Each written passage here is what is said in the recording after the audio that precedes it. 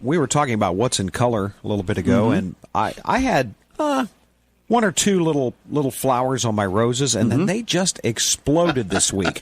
I have probably 10 or 12 on each rose bush that I have. This is the famed last bloom, Mark. Yeah. And it's always glorious. I don't know as it exceeds the number of flowers in the spring, but plants have gone through the summer, the hot, dry, all the things, and then for the last month to 6 weeks, conditions have been a little bit better. Not so dry, not too wet, not terribly dry, etc.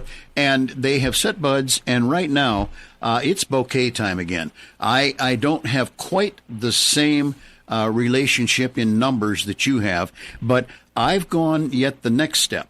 On 3 plants in particular, where they are, I don't trim them down as far. They stand middle to background in the flower beds and so on.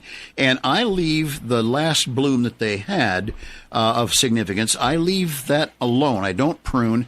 I want the rose hips that are now pretty well fulled out. They're not quite as orange red as they can get, but I like that aspect of the fall so that when you allow them to develop fruit, and again, this is not scientific, but by and large, they will chemically introduce themselves to the fruiting process, develop the fruit heads, well, let's just say the beautiful part that's coming on, and then kind of turn away from setting new flower buds. So you can handle them that way. Yours and some of mine, I don't have very many anymore, but they can go on.